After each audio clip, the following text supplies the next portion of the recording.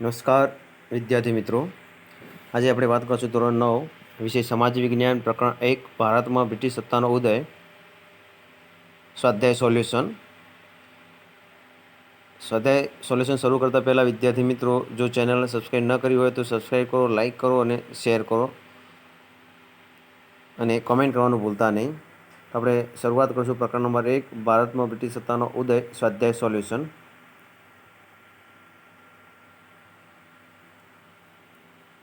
નીચેના પ્રશ્નોના ટૂંકમાં ઉત્તર આપો. પ્રશ્ન નંબર 1, યુરોપિયન પ્રજાને ભારત આવવાનો જળમાર્ગ શોધવાની ફરજ પડી. વિધાન સમજાવો. એનો ઉત્તર છે વિદ્યાર્થી મિત્રો, ભારતના સાંસ્કૃતિક વારસો અને આર્થિક સમૃદ્ધિને કારણે વિશ્વના ઘણા દેશોની પ્રજા ભારતમાં આવી. ભારતના મરી મસાલા, તેજાના મલમલ, રેશમી કાપડ, ગળી વગેરેને યુરોપના દેશોમાં ખૂબ જ માંગ રહેતી.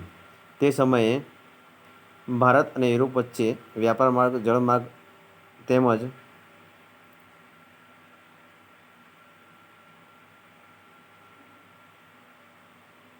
જળમાર્ગ થતો હતો. પરંતુ તુર્કી મુસ્લિમોએ કોન્સ્ટેન્ટિનોપલ, ઇસ્ટંબુલ જીતી લીધું. યુરોપવાસીઓ માટે ઇસ્ટંબુલ થઈ ભારત આવવાનો જળમાર્ગ બંધ થઈ ગયો. યુરોપવાસીઓએ ભારતના મરી મસાલા, તેજાના મલમલ, રેશમી કાપડ, ગળી વગેરે ચાલે તેમ ન હતું. આથી યુરોપિયન પ્રજાને ભારત આવવાનો જળમાર્ગ શોધવાની ફરજ પડી.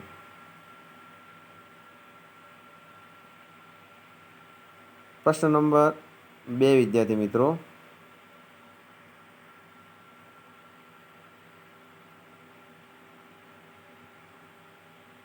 ડેલહાઉસીએ કયા કયા સુધારાવાદી કાર્યો કર્યા? એનો ઉત્તર છે વિદ્યાર્થી મિત્રો, ડેલહાઉસીએ સમાજવાદીની સાથે સુધારાવાદી પણ હતો. તે ભારતના ગવર્નર જનરલ તરીકે 1848માં આવ્યો હતો. તેના સમયમાં ભારતમાં પ્રથમ રેલવે ઈસવીસન 1853 મુંબઈ થાણા વચ્ચે 34 કિલોમીટર અંતર સુધી શરૂ થઈ હતી. ભારત ઇંગ્લેન્ડ વચ્ચે તાર વ્યવહાર શરૂ થયો. ભારતમાં જાહેર બાંધકામ ખાતાની સ્થાપના કરી. તેને અંગ્રેજી કેળવણીની વ્યવસ્થિત શરૂઆત કરી હતી. વિવિધ પુનઃવિવાહ અને બાળ લગ્ન પ્રતિબંધક કાયદા તેના સમયમાં પસાર થયા હતા. આમ ડેલહાઉસીએ સામ્રાજ્યવાદી સાથે સુધારાવાદી પણ માનસ ધરાવતો હતો. પ્રશ્ન નંબર 3 વિદ્યાર્થી મિત્રો, વેલેસ્લીની સહાયકારી યોજનાની મુખ્ય શરતો કઈ કઈ હતી? એનો ઉત્તર છે વિદ્યાર્થી મિત્રો, વેલેસ્લીની સહાયકારી યોજનાની મુખ્ય શરતો આ પ્રમાણે હતી. કંપની સરકાર તાલીમ પામેલું સૈન્ય યોજના સ્વીકારનાર રાજ્યને આપશે. આ સૈન્ય રાજ્યના આંતરિક અને બાહ્ય આક્રમણથી રાજ્યનું રક્ષણ કરશે. તેના બદલામાં યોજના સ્વીકારનાર રાજાઓએ લશ્કરી ખર્ચ અથવા તેટલી આવક ધરાવતા પ્રદેશ અંગ્રેજોને આપવો. કંપનીની પરવાનગી વિના રાજ્ય અન્ય રાજ્ય સાથે યુદ્ધ કે સંધિ નહીં કરી શકે. રાજ્યના દરબારમાં એક અંગ્રેજ પ્રતિનિધિત્વ રાખવો. અન્ય વિદેશીને પોતાના રાજ્યમાં નોકરી રાખવો નહીં. આ સહાયકારી સૈન્ય યોજનાની શરતો અંગ્રેજોએ તે સમયે મૂકી હતી. પ્રશ્ન નંબર 4 વિદ્યાર્થી મિત્રો, ડેલહાઉસીએ ખાલસા નીતિ અંતર્ગત કયા કયા રાજ્યો ખાલસા કર્યા? એનો ઉત્તર છે વિદ્યાર્થી મિત્રો, યુદ્ધ દ્વારા પંજાબ અને પેગુ એટલે નીચલું બર્મા ખાલસા કર્યું. રાજા અપુત્ર કે અવસાન પામતા સતારા, જેતપુર, સંબલપુર, ઉદયપુર મધ્યપ્રદેશ, ઝાંસી, બઘાત, નાગપુર રાજ્યોમાં ખાલસા કર્યા. ગેરવહીવટના બહારના નીચે અવધ રાજ્યો ખાલસા કર્યું. કરજની ઉઘરાણી પેટે નિઝામના વરાડ પ્રાંત ખાલસા કર્યા. નામ માત્રને સત્તાનો અંત લાવી કર્ણાટક તાંજોરા ખાલસા કર્યું હતું.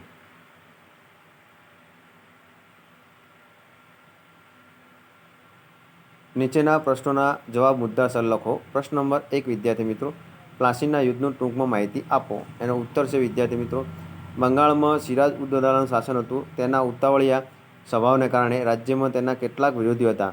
આ સમયમાં બ્રિટિશ ઈસ્ટ ઇન્ડિયા કંપનીની નવાબની પરવાનગી લીધા વિના કોલકાતામાં રક્ષણના બહાને વેપારી કોઠીને ફરતે કિલ્લો બંધી કરી. આ કિલ્લો બંધી બંગાળના નવાબ સિરાજ ઉદ દૌલાએ તોડી પાડી.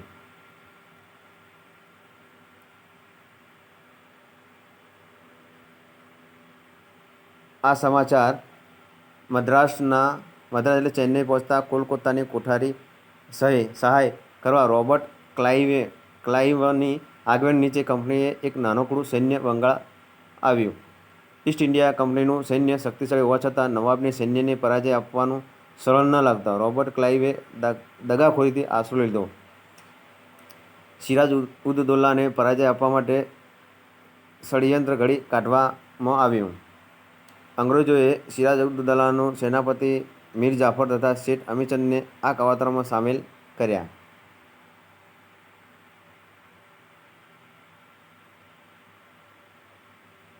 સિરાજ ઉદ દૌલા કંપનીને કનડગત કરે છે એવા બહાના નીચે પ્લાસીન નામના ગામ પાસેના મેદાનમાં યુદ્ધ જાહેર કર્યું.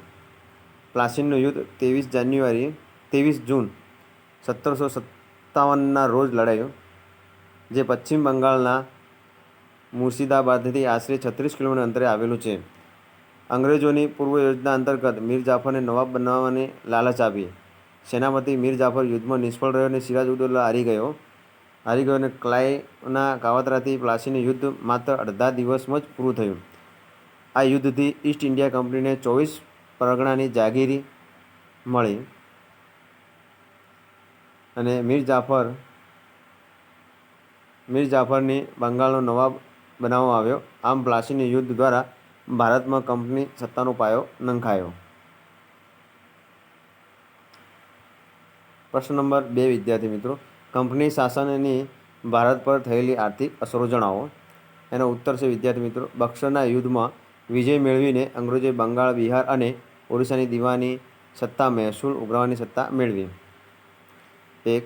સત્તા મુજબ કંપનીના નોકરોએ ખેડૂતો પાસેથી બળજબરીપૂર્વક મહેસૂલ ઉઘરાવ્યો. પરિણામે ખેડૂતો બરબાદ થયા. ખેતી પડી ભાગવાતા બંગાળના વેપાર ધંધા પડી પણ ભાગ્યા. કંપનીની શાસકોએ જમીન મહેસૂલની આવક વડે વેપાર વધારી પુષ્કળ નફો મેળવ્યો.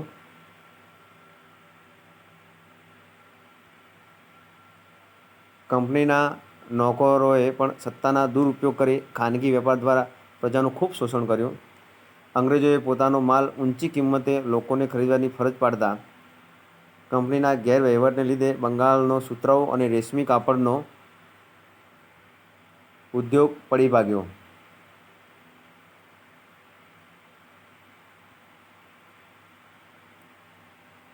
કંપની શાસનના 100 વર્ષના શાસનકાળમાં ભારત ઇંગ્લેન્ડ માટે કાચો માલ પેદા કરનાર અને કારખાનામાં તૈયાર થયેલા માલ માટે બજારની ગરજ સારનારો દેશ બનાવી દીધો. બંગાળમાંથી સુતરાઉ કાપડ, કાચું રેશમ, ખાંડ, શણ, મલમલની નિકાસ થતી હતી. પરંતુ દ્વિમુખી શાસન પદ્ધતિ બાદ બંગાળની બુરી દશા બેઠી અને તે બેહાલ થયું.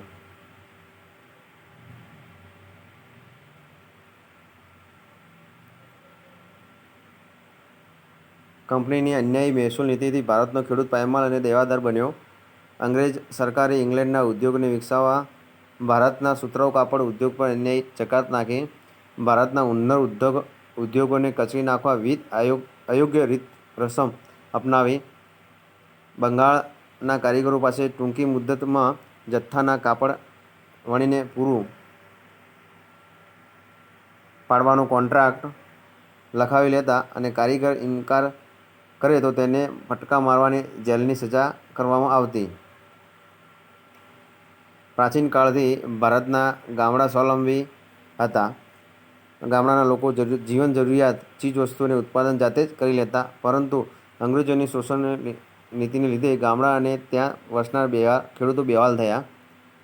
ગામની પંચાયતના સભ્યોએ કે જ્ઞાતિના પંચો ન્યાય આપવાનું કાર્ય કરતા, પરંતુ અંગ્રેજી અધિકારીઓને ગ્રામ્ય જીવનમાં હસ્તક્ષેપ કર્યો, જેથી ગામડા પંચાયતી સત્તાનો અંત આવ્યો. સ્વાવલંબી ગામડું ગરીબ અને પરાધીન બન્યું. આમ બ્રિટિશ કંપનીના શાસન દરમિયાન ભારતમાં એના ગૃહ ઉદ્યોગો અને વેપાર ધંધા પર વિપરીત અસરો થઈ હતી. પ્રશ્ન નંબર 3 વિદ્યાર્થી મિત્રો, કંપની શાસનની ભારત પર થયેલી સામાજિક અસરો જણાવો. એનો ઉત્તર છે વિદ્યાર્થી મિત્રો, બ્રિટિશ વહીવટ દરમિયાન વર્તમાનપત્રો અને વિકાસથી ભારતીય પ્રજામાં વિચાર અને વાણી સ્વતંત્રતાની ભાવના વિકસી. વિચારોના આદાન પ્રદાન માટે વર્તમાનપત્રો મહત્ત્વના બન્યા. બ્રિટિશરોની વહીવટ નીતિને લીધે ભારતમાં જમીનદાર, મહાજન, શિક્ષિત વર્ગ, મધ્યમ વર્ગ અને સરકારી કર્મચારી વગેરે જેવા વિવિધ જાગૃત વર્ગો અસ્તિત્વમાં આવ્યા.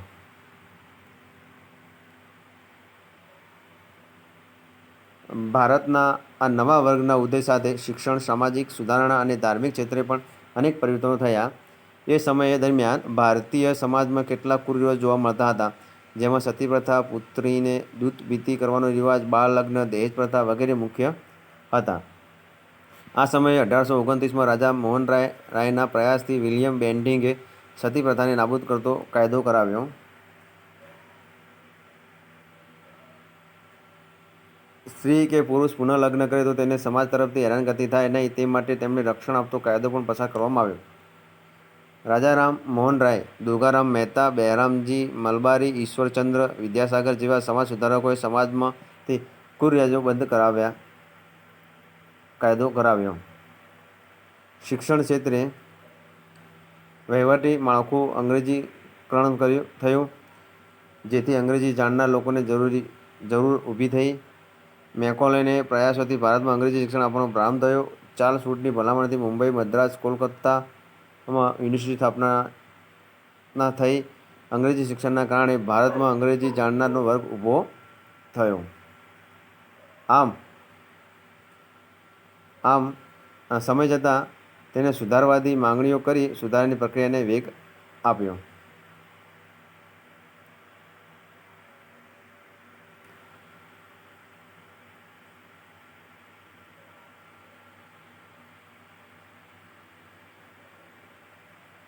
નીચેના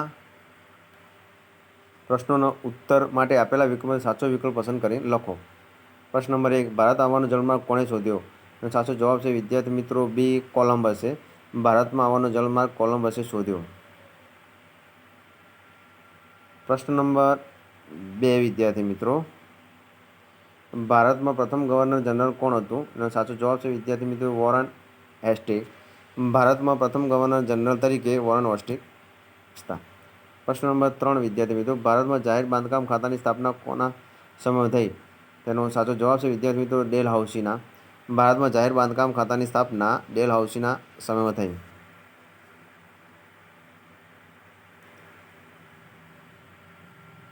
પ્રશ્ન નંબર 4, વિદ્યાર્થી મિત્રો, નીચેનામાંથી કયું વિધાન ખોટું છે? સાચો જવાબ છે વિદ્યાર્થી મિત્રો સી, પ્લાસીના યુદ્ધથી કંપનીની બંગાળ, બિહાર અને ઓરિસ્સાની દિવાનની સત્તા મળે. આ ખોટું વિધાન છે વિદ્યાર્થી મિત્રો. પ્રશ્ન નંબર 5, વિદ્યાર્થી મિત્રો, અંગ્રેજોએ ત્રીજા મૈસૂર વિગ્રહ કોને સાથે કર્યો? અને જવાબ છે વિદ્યાર્થી મિત્રો એ ટીપુ સુલતાન. અંગ્રેજોએ ત્રીજો મૈસૂર વિગ્રહ ટીપુ સુલતાન સાથે કર્યો. જો વિદ્યાર્થી મિત્રો આ વિડીયો પહેલી વાર જોઈ રહ્યા હોય તો ચેનલને સબસ્ક્રાઈબ કરવાનું ભૂલતા નહીં અને લાઇક ને કોમેન્ટ પણ કરજો. ધન્યવાદ.